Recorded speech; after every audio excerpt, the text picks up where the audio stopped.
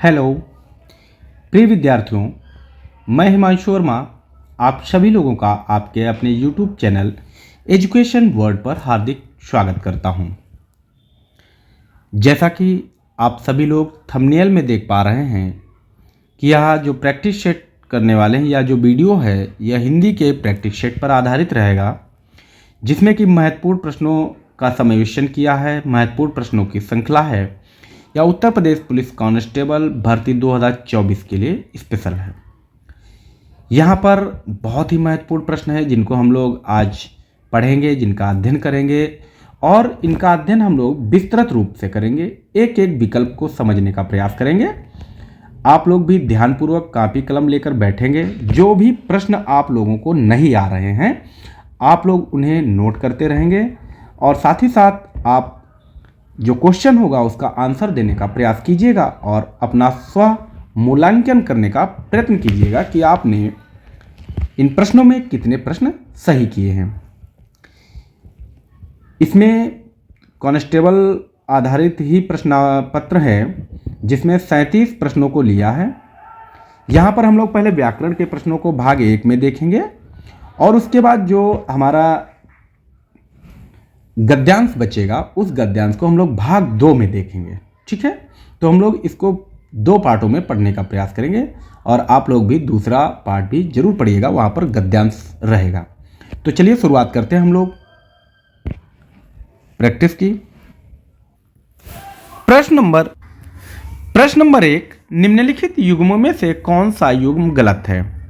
यहाँ पर भाषा एवं बोली से प्रश्न दिया गया है कि जो युग्म दिया है भाषा और बोली कौन सा गलत है। क्या अवधी पूर्वी हिंदी की बोली है, ब्रजभाषा पश्चिमी हिंदी की बोली है, क्या भोजपुरी पूर्वी हिंदी की है, खड़ी बोली क्या पश्चिमी हिंदी की है, कौन सा गलत होगा। तो यहाँ पर आप जानते हैं कि जो विकल्प सी है ये गलत है। ये पूर्वी हिंदी की बोली नहीं है। कौन सी? भोजपुरी। भोजपुरी किसकी है? तो आप कहेंगे बिहारी हिंदी की है। कौन सी? बिहारी हिंदी की बोली है। बिहारी हिंदी की बोलियों की बात करें तो अन्य जो आ जाएगी वो मगही आ जाएगी और क्या आ जाएगी? मैथिली आ जाएगी। ठीक है, मगही और मैथिली आ जाएगी। अवधी की बात करें, पूर्वी जो अवधी है ये पूर्वी हिंदी की बोली है। इसकी बात करें तो ये एक अन्य बोली होगी, वो बघेली हो जाएगी। क्या? पूर्वी हिंदी की अन्य बोली बघेली हो जाएगी और छत्तीसगढ़ी हो जाएगी। कौन सी हो जाएगी? तो ये आपकी छत्तीसगढ़ी हो जाएगी। पश्चिमी हिंदी की बात करें तो पश्चिमी हिंदी में देखो क्या क्या होगा, ब्रजभाषा होगी। ठीक है, खड़ी बोली हो जाएगी और कौन सी होगी? तो हरियाणवी हो जाएगी, हरियाणवी हो जाएगी, बुंदेली हो जाएगी। इसके अलावा अगर बात की जाए 1 2 3 4 और कन्नौजी। कौन सी? कन्नौजी। तो 5 भाषाएं यहाँ पर होंगी, उपभाषाएं। क्लियर है। प्रश्न नंबर 2 देखते हैं हम लोग। प्रश्न नंबर 2, उच्चारण स्थान की दृष्टि से कौन सा विकल्प शुद्ध है। हमें शुद्ध बताना है। ये वर्णमाला से प्रश्न है। क्या शा ये दंत है, ये शा मूर्धन्य है, क्या ये शा तालव्य है, और विकल्प जो डी है चा क्या कंठ है। कौन सा शुद्ध है? तो यहाँ पर जो विकल्प होगा, आप लोगों ने उम्मीद करता हूँ आंसर दे दिया होगा। तो यहाँ पर जो विकल्प होगा ए बिल्कुल सही हो जाएगा। शा दंतता है और ये जो सा है बी वाला ऑप्शन में ये मूर्धन्य नहीं होता। ये कौन सा होता है? ये आपका होता है तालव्य होता है। और सी विकल्प में ये कौन सा आपका हो जाएगा? ये आपका हो जाएगा मूर्धन्य शा हो जाएगा। और चा ये कंठ नहीं होता है, ये क्या होता है? ये तालव्य व्यंजन होता है। क्लियर है। ठीक है, अगला प्रश्न देखते हैं। प्रश्न नंबर 3, निम्नलिखित में से कौन सी व्यंजन ध्वनियां स्पर्श संघर्षी कहलाती हैं। क्या विकल्प ए में चौ छ ज झा सही होगा, विकल्प बी क ख ग घ सही होगा, विकल्प सी ट ठ ड ढ सही होगा, या फिर विकल्प डी प फ ब भा सही होगा। कौन सा विकल्प सही है जो स्पर्श संघर्षी व्यंजन कहलाते हैं। तो यहाँ पर जो विकल्प होगा विकल्प ए बिल्कुल सही हो जाएगा। चौ छ ज झा जो है ये स्पर्श संघर्षी व्यंजन कहलाते हैं। क ख ग घ इसका उच्चारण स्थान कंठ होता है। ठीक है, चा इनका उच्चारण स्थान पूछा जाए तो आप तालु बताएंगे। टा ठा डा ये मूर्धा से उच्चारित होते हैं। किससे? मूर्धा से। पा फा बा भा और माँ जो है ये किससे होते हैं, ये ओष्ठ ध्वनियाँ कहलाती हैं या होठ के द्वारा इनका उच्चारण किया जाता है। क्लियर है। प्रश्न नंबर 4, निम्नलिखित में से कौन सा शब्द समूहवाचक संज्ञा नहीं है। आपसे पूछा गया कि समूहवाचक संज्ञा नहीं है। समूहवाचक संज्ञा क्या होती हैं, ऐसे शब्द जिनके द्वारा समूह का बोध हो। तो आप देखेंगे क्या, सभा नहीं होगा, कक्षा नहीं होगा, भीड़ नहीं होगा या फिर दौड़ नहीं होगा। तो कौन सा विकल्प सही होगा जो समूहवाचक संज्ञा नहीं है। तो यहाँ पर जो विकल्प होगा विकल्प डी हो जाएगा। ये समूहवाचक संज्ञा नहीं है, ये क्या है, ये आपका क्रिया है। क्या है, क्रिया है। बाकी सभी जो है समूहवाचक संज्ञाएं होंगी। इसके अलावा इनमें आपसे कहा जाए गुच्छा कह दिया जाए, है ना, सेना कह दिया जाए, ठीक है ना, ये सभी समूहवाचक संज्ञा में आएंगे। क्लियर है। प्रश्न नंबर 5, सप्ताह में 7 दिन होते हैं, प्रस्तुत वाक्य में दिन शब्द है। हमें जो बताना है, ये जो दिन दिया है ये कैसा शब्द है, लिंग के आधार पर बताना है। ठीक है, लिंग के आधार पर शब्द, हिंदी में लिंग 2 प्रकार के होते हैं। कौन कौन से, पुल्लिंग और स्त्रीलिंग। हिंदी में लिंग 2 प्रकार के होते हैं, ध्यान रखेंगे, पुल्लिंग और स्त्रीलिंग। तो दिन क्या है, हम लोग क्या कहते हैं, दिन हो गया है, अर्थात ये क्या होगा, कौन सा विकल्प सही होगा, पुल्लिंग, स्त्रीलिंग, उभयलिंग या कुछ भी नहीं। तो आप सभी ने उम्मीद करता हूं आंसर दे दिया होगा। इसका विकल्प जो होगा वो ए सही होगा, पुल्लिंग हो जाएगा। क्लियर है। प्रश्न नंबर 6, उत्तम पुरुष सर्वनाम के भेद का एक प्रकार है। उत्तम पुरुष आपसे पूछा गया सर्वनाम का है कि उत्तम पुरुष जो है वो किस सर्वनाम के अंतर्गत आता है।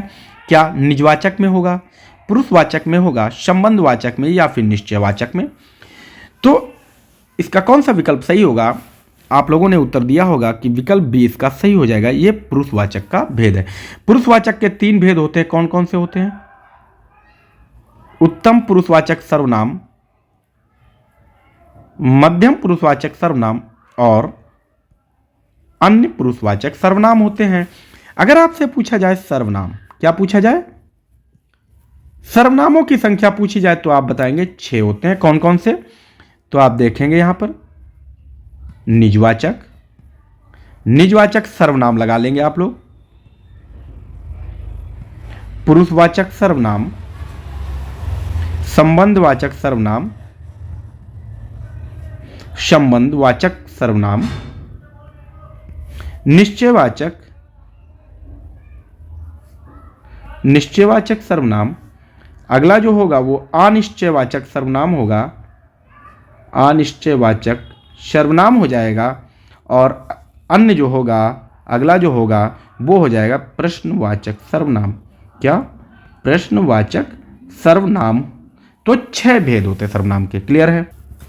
प्रश्न नंबर 7, सालों बाद उसका प्रवासी पति लौटा, इस वाक्य में कौन सा शब्द विशेषण है। क्या हमें बताना है, विशेषण है कि क्या, कौन सा विशेषण होगा। क्या विकल्प ए में लौटा होगा, क्या पति होगा, प्रवासी होगा या फिर सालों होगा, कौन सा हो जाएगा। तो यहां पर जो विकल्प सही होगा वो आपका विकल्प सी बिल्कुल सही हो जाएगा। प्रवासी जो है ये क्या है, ये आपका विशेषण हो जाएगा और पति जो है ये आपका क्या हो जाएगा, विशेष्य हो जाएगा। क्या हो जाएगा, विशेष हो जाएगा। विशेषण जो विशेष की विशेषता बताते हैं, अर्थात संज्ञा की विशेषता बताने वाले शब्दों को हम लोग विशेषण कहते हैं। क्लियर है। और जिनकी विशेषता बताई जाए उन्हें हम लोग विशेष्य कहते हैं। ओके, नेक्स्ट क्वेश्चन देखेंगे। प्रश्न नंबर 8, मीरा जोर से हंसी, यह वाक्य किस क्रिया का समुचित उदाहरण है। क्या आकर्मक क्रिया होगा, प्रेरणार्थक क्रिया होगा, द्विकर्मक क्रिया होगा या फिर साकर्मक क्रिया होगा। मीरा जोर से हंसी, कौन सा विकल्प सही होगा इसमें, अकर्मक, प्रेरणार्थक, द्विकर्मक या फिर साकर्मक। तो यहां पर जो विकल्प होगा वो विकल्प ए बिल्कुल सही हो जाएगा। इस वाक्य में आकर्मक क्रिया है क्योंकि यहां पर कर्म की आवश्यकता नहीं पड़ती है। ठीक है, प्रेरणार्थक क्रिया होती है जब किसी के द्वारा कोई कार्य करवाया जाए तो वहां पर प्रेरणार्थक क्रिया होती है। द्विकर्मक क्रिया होती है जहां पर 2 कर्म दिए हों, जैसे उसने खाना खाकर खेल खेला। ठीक है, और साकर्मक क्रिया में कर्म की आवश्यकता होती है। ओके, प्रश्न नंबर 9, लोग बड़ी बड़ी गाड़ियां लेकर आ रहे थे, वाक्य का काल पहचानिए। ये काल से है, अर्थात समय की बात कर रहा है, समय से पूछा गया प्रश्न है। क्या इसमें अपूर्ण वर्तमान काल होगा, अपूर्ण भूतकाल होगा, सामान्य भविष्यत काल होगा या फिर सामान्य भूतकाल होगा। तो कौन सा विकल्प इसका सही होगा? गाड़ियां लेकर आ रहे थे, था थी थे जो है वो किसका उदाहरण होते हैं? वो भूतकाल का होता है, और रहा रही रही ये अपूर्ण का होता है, इसलिए यहां पर विकल्प जो है वो बी सही हो जाएगा, अपूर्ण भूतकाल हो जाएगा। ठीक है, ओके। प्रश्न नंबर 10, अमी का तत्सम रूप है। हमें बताना है अमी का तत्सम रूप क्या अमी होगा, अमृत होगा, अमृत होगा या फिर अमीय होगा। अमी का मतलब होता है अमृत, तो इसका जो विकल्प होगा वो बी बिल्कुल सही हो जाएगा, अमी का तत्सम रूप अमृत हो जाएगा। प्रश्न नंबर 11, आकाश का पर्यायवाची शब्द नहीं है। क्या बताना है कि आकाश का पर्यायवाची शब्द नहीं है? क्या गगन नहीं होगा, क्या नभ नहीं, अंबर नहीं या फिर अवनी नहीं होगा। कौन सा विकल्प सही होगा जो आकाश का पर्यायवाची नहीं होगा? तो आप सभी लोग जानते हैं कि गगन आकाश का पर्यायवाची है, नभ है, अंबर है, तो कौन सा विकल्प होगा? अवनी नहीं होगा। अवनी किसका पर्यायवाची है? तो ये आपका पृथ्वी का है। पृथ्वी के अन्य पर्यायवाची की बात करें तो इसको हम लोग भू कहते हैं, वसुंधरा कहते हैं, क्या कहते हैं? वसुंधरा कहते हैं। ठीक है, अचला कहते हैं, क्या कहते हैं? अचला कहते हैं। ठीक है। प्रश्न नंबर 12, अवर का विलोम शब्द है। हमें बताना है विलोम अर्थात उल्टा, अवर का विलोम क्या होगा? क्या लघु होगा, प्रवर होगा, सुवर होगा या फिर कनिष्ठ होगा। कौन सा इसका विकल्प सही हो जाएगा? तो यहाँ पर जो विकल्प है अवर का विलोम जो होगा वो प्रवर होगा, विकल्प बी बिल्कुल सही हो जाएगा। लघु की बात करें तो लघु का विलोम क्या होगा? तो ये आपका दीर्घ हो जाएगा। सुवर का विलोम क्या होगा? तो ये आपका कुवर हो जाएगा, और कनिष्ठ का विलोम आपका वरिष्ठ हो जाएगा। क्लियर है? प्रश्न नंबर 13, सुधा का अनेकार्थक शब्द क्या है? सुधा का अनेकार्थक शब्द क्या है? सुधा किसे कहते हैं? क्या बादल और बिजली होगा, अमृत और पानी होगा, प्राण और प्रियतम होगा, सेना और शांति होगा। तो सुधा का मतलब क्या होगा? तो सुधा को हम लोग अमृत कहते हैं। अमृत मतलब जीवन देने वाला, तो जीवन देने के संदर्भ में पानी का भी प्रयोग किया जाता है, इसलिए यहाँ पर विकल्प भी बिल्कुल सही होगा। सुधा का अनेकार्थक जो है अमृत और पानी होगा। क्लियर है? सुधा को ही पीयूष कहते हैं, क्या कहते हैं? पीयूष कहते हैं। ओके। प्रश्न नंबर 14, जिसकी पहले से कोई आशा ना हो के लिए एक शब्द है। ये वाक्य दिया है, जिसकी पहले से कोई आशा ना हो उसके लिए एक शब्द देना है। क्या होगा? क्या अप्रत्याशित होगा, आशातीत होगा, आशाजनक होगा या फिर प्रत्याशित होगा। कौन सा विकल्प सही होगा? तो इसका जो विकल्प होगा विकल्प ए बिल्कुल सही हो जाएगा, विकल्प ए सही हो जाएगा, अप्रत्याशित। आशातीत का मतलब हो जो आशा से परे हो। क्या हो? आशा से परे हो।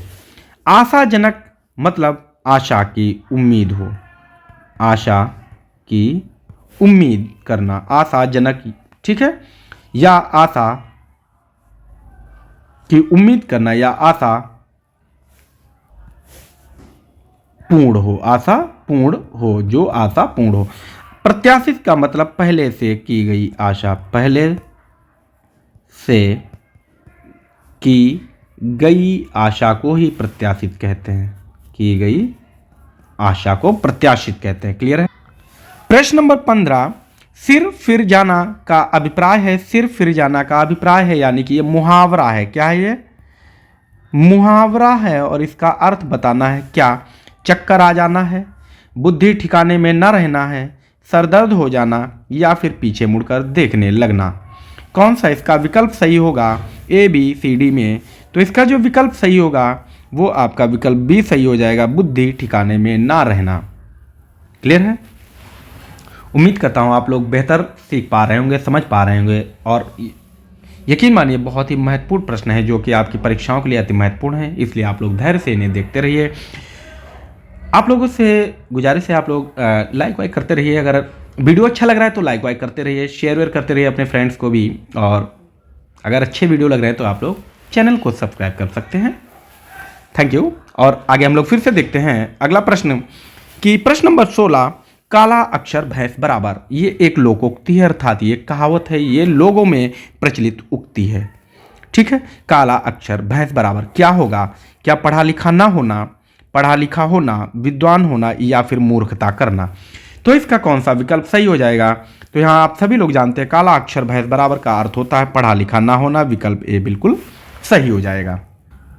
प्रश्न नंबर 17, श्वेत और श्वेत का अर्थ है, श्वेत और श्वेत का अर्थ है स्वच्छ और पसीना, सफेद और पसीना, सफेद और रक्त, चांदनी और सफेद।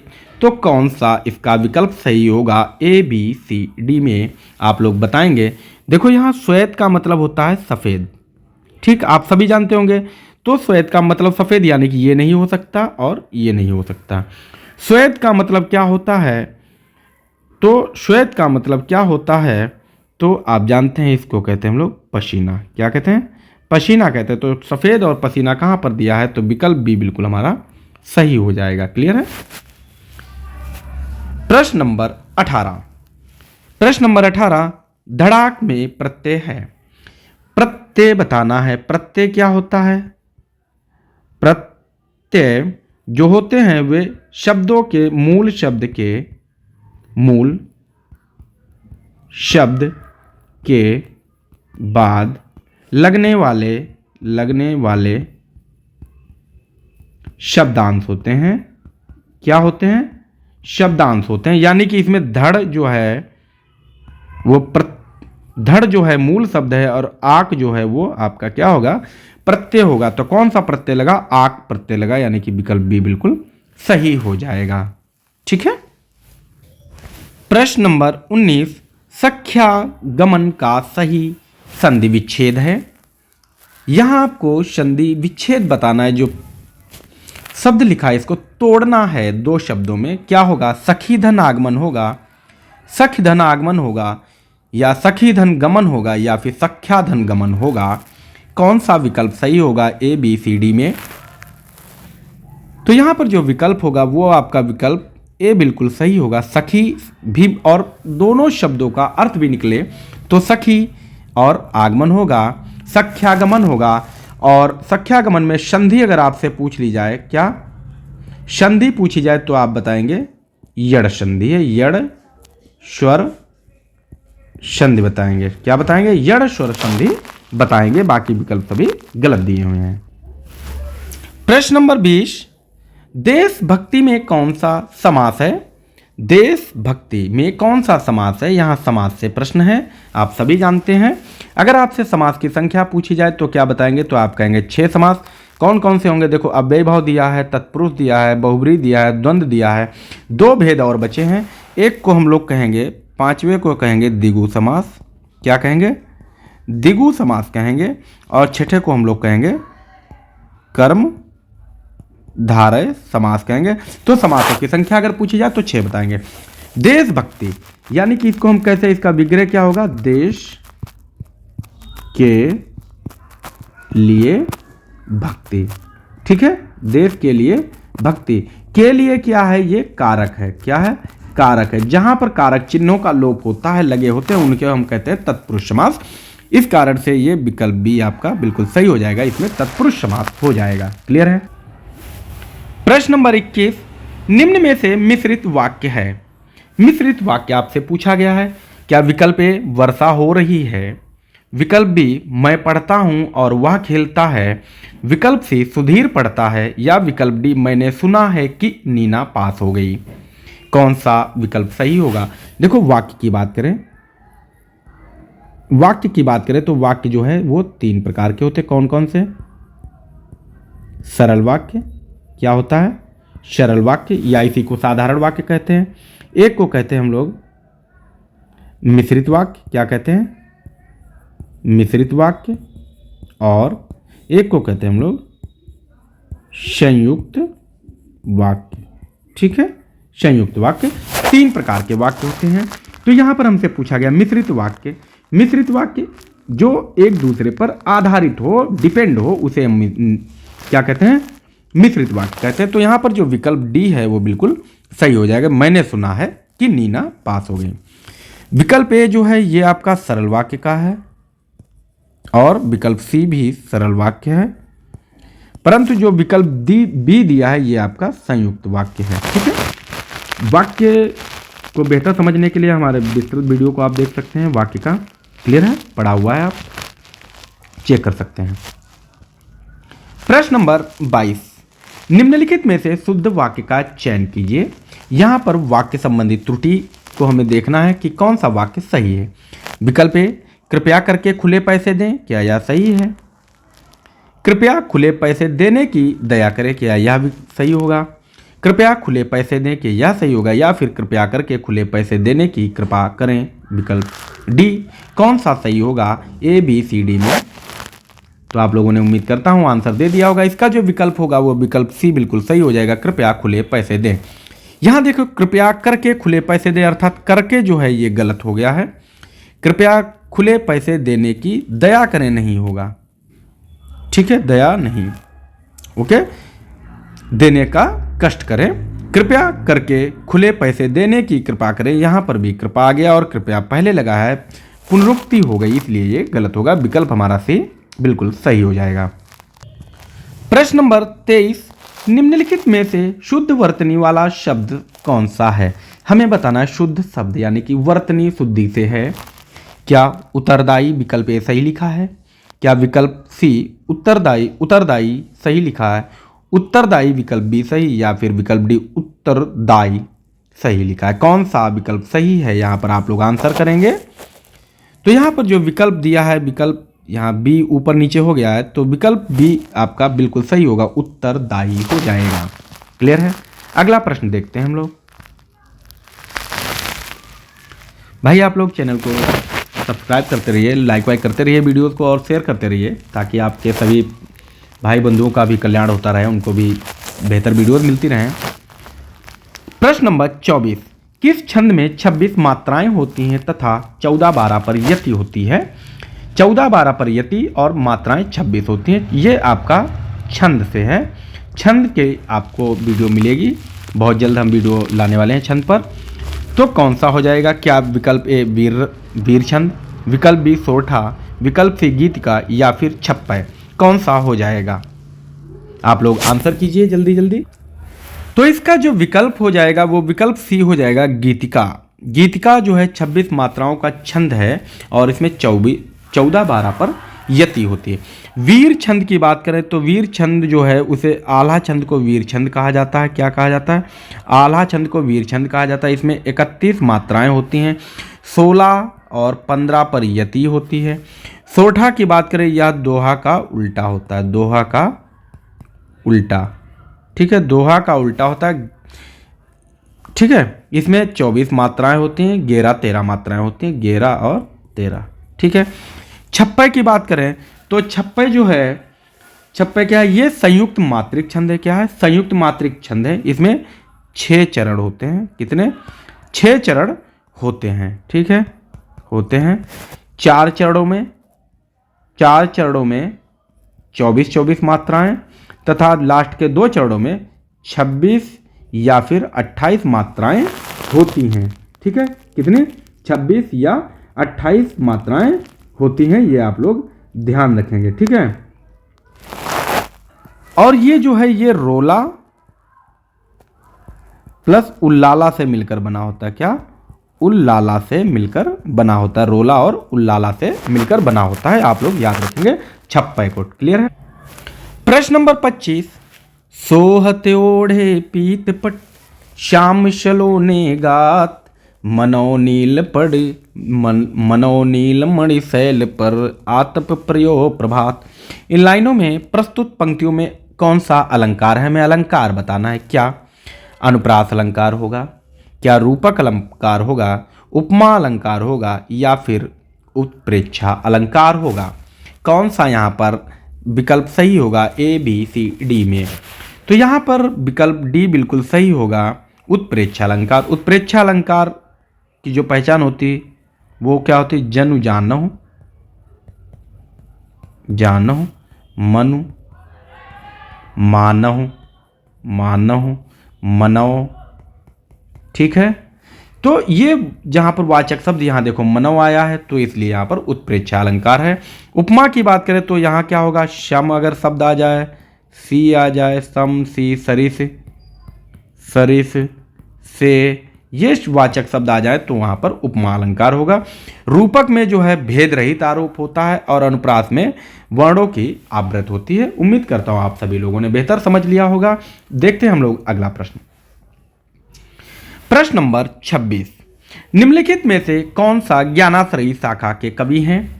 क्या सूरदास होंगे, मलिक मोहम्मद जायसी, कबीर दास या फिर तुलसीदास?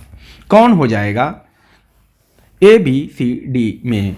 तो यहाँ पर ज्ञानाश्रयी शाखा का जो कवि हैं उनको कहा जाता है कबीर दास।